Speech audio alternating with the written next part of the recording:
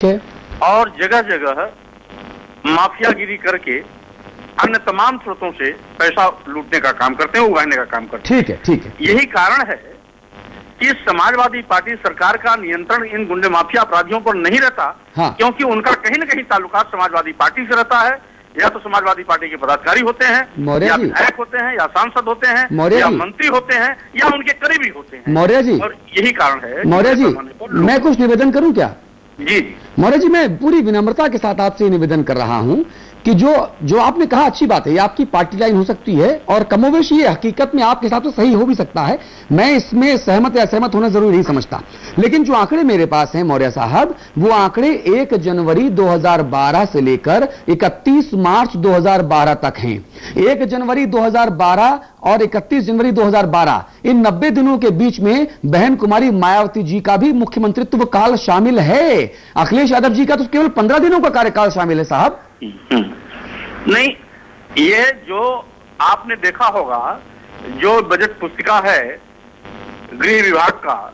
नहीं मौर्य जी और सबसे बड़ी बात यह है कि जो यूपी के अपराधी हैं, पिछले कुछ सरकारों में बीएसपी रही, सपा रही, तो मेरे को यह देखने मिला कि अपराधी सिर्फ झंडा बदलते हैं।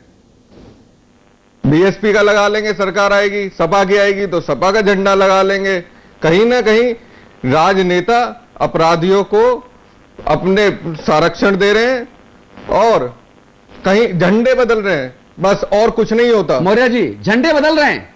नहीं, मैं इससे सहमत हूं कि गुंडे माफिया अपराधी अपने संरक्षण के लिए सत्ता के गलियारे में घूमते नजर आते हैं। ठीक है, लेकिन आपने देखा होगा कि बहुजन समाज पार्टी की जब सरकार होती है तो बहुजन समाज पार्टी की राष्ट्रीय अध्यक्ष सुश्री बहन मायावती जी अपने मुख्यमंत्री काल में कानून के आड़े जो भी आया है बिना मुरुवत के उसको जेल की सलाखों में भेजा। मौर्य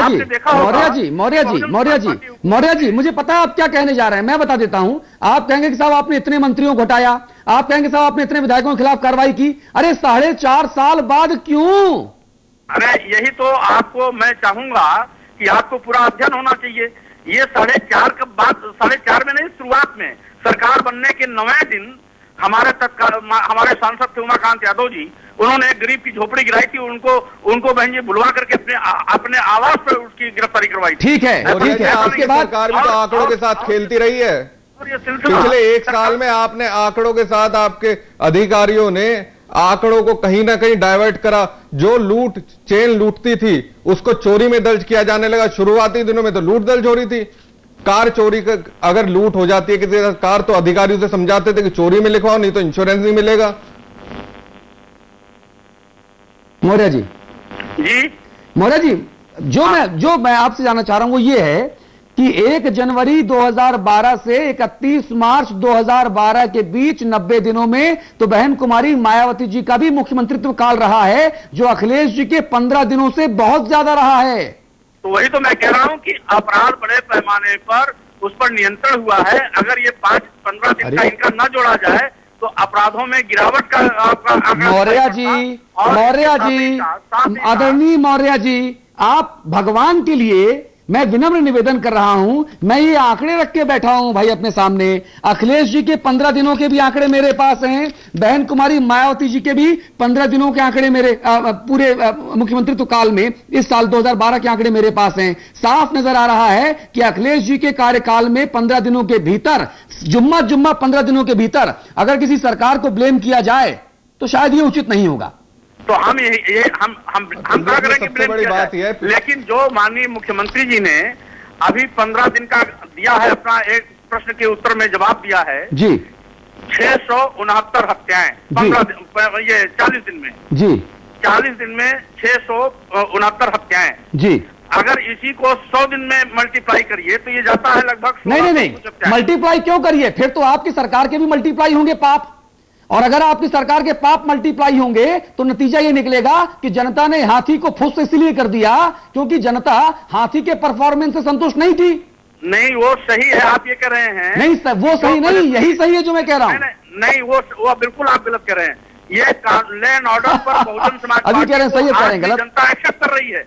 आज ये जो बहुजन समाज पार्टी सत्ता में आने से चूकी है जी, वो बेरोजगारी भत्ता, लैपटॉप, टैबलेट और मुफ्त सिंचाई, मुफ्त बिजली का चलिए मौर्य जी, सपा सरकार पूरी तरह ध्वस्त हो चुकी है। ठीक है, स्वामी प्रसाद मौर्य साहब, समाचार प्लस के लिए अपना बेशकीमती वक्त निकालने के लिए बहुत धन्यवाद। प्रवीण, ये पूरी परिचर्चा सुनकर कैसा लगा आपको, इस पर भी आपकी रिएक्शन लूंगा। प्रदीप माथुर जी, आपसे भी आपका कमेंट लूंगा। एक छोटा सा ब्रेक लेना, टीवी की मजबूरी है, ब्रेक ले रहा हूं, तुरंत लौट के आ रहा हूं। यूपी में है दम, क्योंकि जुर्म है यहां कम। कहां है कम भाई, कहां है कम? ये आंकड़े बता रहे हैं कि अपराधियों में है दम, पुलिस है अपराधियों से कम और जनता हो रही है बेदम। तुरंत लौट के आते हैं। 90 दिन भारी पड़े।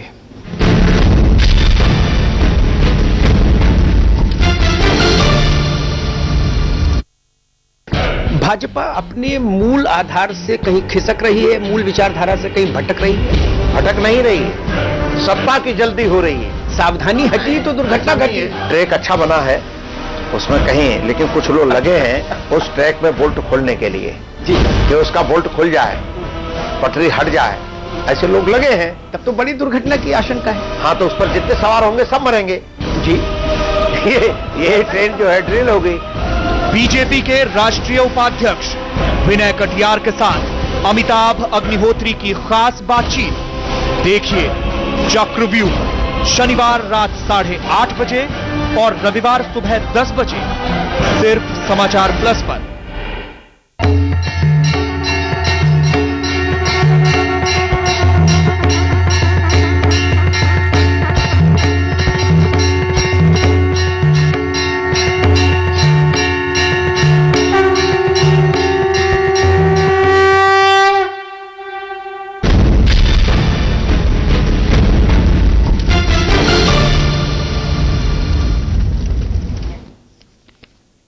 जी, एक बार फिर से आप सभी का बहुत स्वागत है। आप समाचार प्लस देख रहे हैं, आपके साथ मैं अतुल अग्रवाल हूं। दरअसल कानून व्यवस्था की जो जिम्मेदारी है वो होती प्रदेश सरकार पर है, लेकिन हमको यह समझना होगा कि प्रदेश सरकार अगर 10-15 दिन पहले ही गठित हुई हो तो उस नवजात सरकार से, उस युवा मुख्यमंत्री से उम्मीदें कहीं इतनी ज्यादा ना हों कि उम्मीदों का धूल धूसरित होना पक्का हो जाए। इसीलिए हम ये कह रहे हैं कि अखिलेश यादव के जो 15 दिन के कार्यकाल रहा है, मार्च महीने में 15 मार्च को शपथ ली, 31 मार्च तक के आंकड़े मेरे पास हैं, 1 जनवरी से लेकर 31 मार्च तक, इन 15 दिनों के भीतर जो है अपराधों में कमी नहीं आई। अपराध हुए, लेकिन क्या उन 15 दिनों में हुए अपराध के लिए अखिलेश यादव और उनकी सरकार को जिम्मेदार करार देना सही होगा?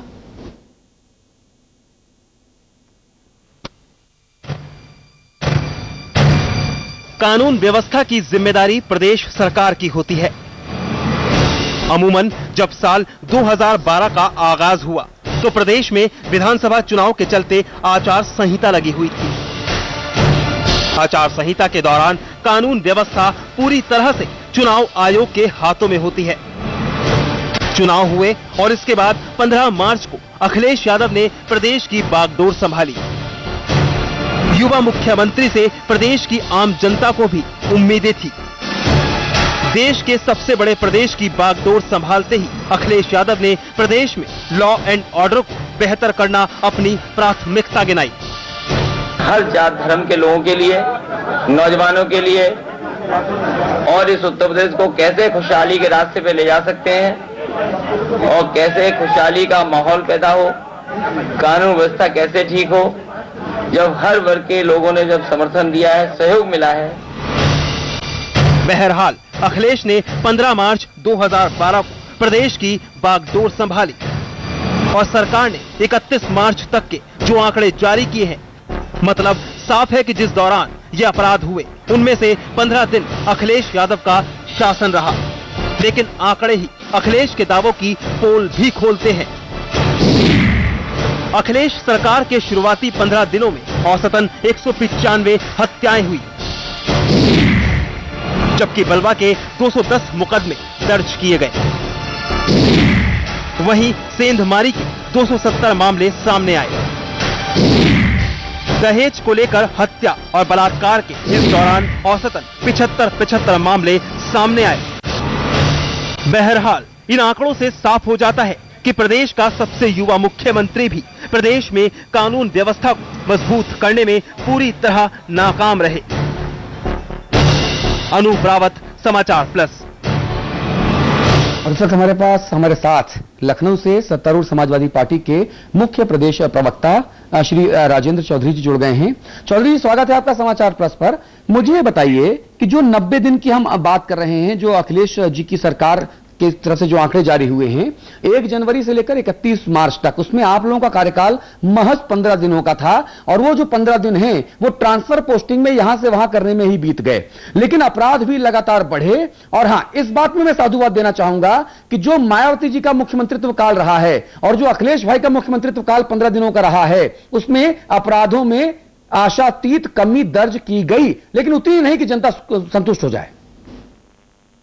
नहीं तो अभी जो सरकार बनी है और समाजवादी सरकार का ये वादा है कि हम कानून का राज पूरी तरह स्थापित करेंगे और कोई अपराधियों के लिए स्थान नहीं रहेगा, उसकी हम कोशिश कर रहे हैं जी। लेकिन राजेंद्र चौधरी जी, कई दफे देखा गया है कि सरकार बनने के दौरान भी और सरकार बनने के बाद भी उस पूरी प्रक्रिया में तब से लेके 15 मार्च से लेके अब तक लगातार जो अपराध हैं वो अपराध हुए हैं और कई जगहों पर समाजवादी पार्टी के झंडे लगे हुए लोग, समाजवादी पार्टी की सरकार में जो शामिल जो लोग हैं, जो पार्टी में शामिल लोग हैं, उनके करीबी वो लिप्त रहे हैं। इस व्यवस्था को कैसे रोकेंगे आप चौधरी जी? क्या रोकेंगे लोगों को? पूरी तरह कोई जो कानून हाथ में लेगा उसके खिलाफ कार्रवाई।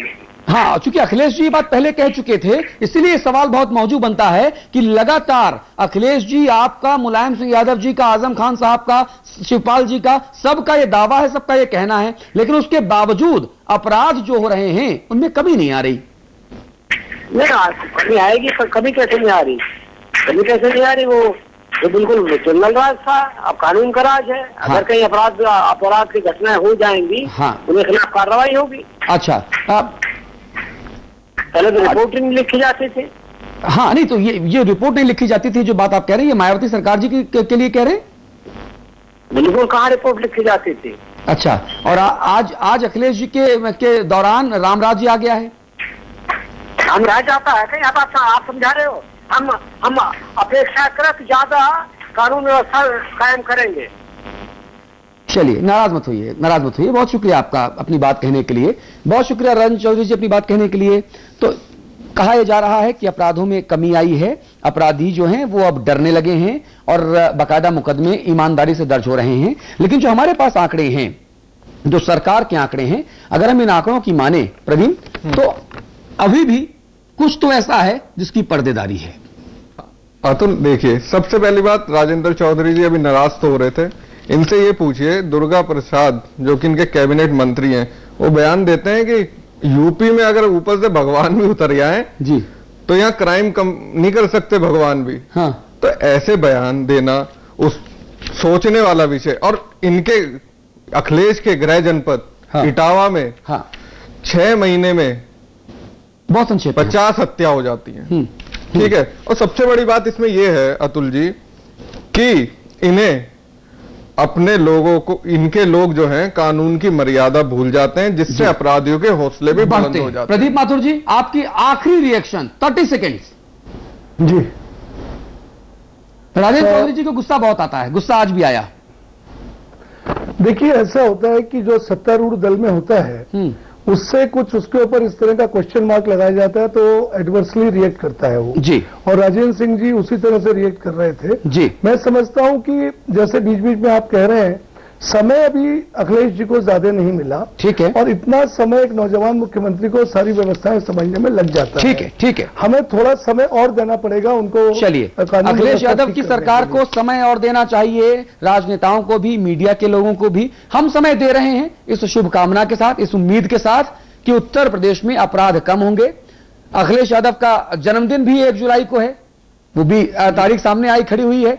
हम उनके जन्मदिन के मौके पर अखिलेश यादव को बस यही शुभकामना, यही बधाई देंगे, इस उम्मीद के साथ कि उत्तर प्रदेश में वाकई दम आएगा और उत्तर प्रदेश के जो जुर्म हैं वो वाकई कम होंगे। आप बिग बुलेटिन देख रहे थे, आप सभी का बहुत शुक्रिया इस चर्चा में शामिल होने के लिए। एक ब्रेक हम लेंगे और ब्रेक के उस पार हम आपको दिखाएंगे भारतीय जनता पार्टी के राष्ट्रीय उपाध्यक्ष विनय कटियार साहब के साथ हमारे मैनेजिंग एडिटर अमिताभ अग्निहोत्री जी की एक्सक्लूसिव बातचीत, जिसमें विनय कटियार साहब ने दिल के राज खोलकर रखे हैं। सिर्फ समाचार प्लस पर 1 मिनट के ब्रेक के बाद।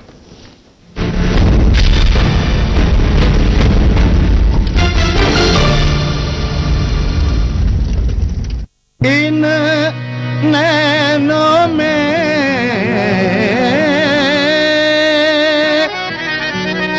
कजरा न भाई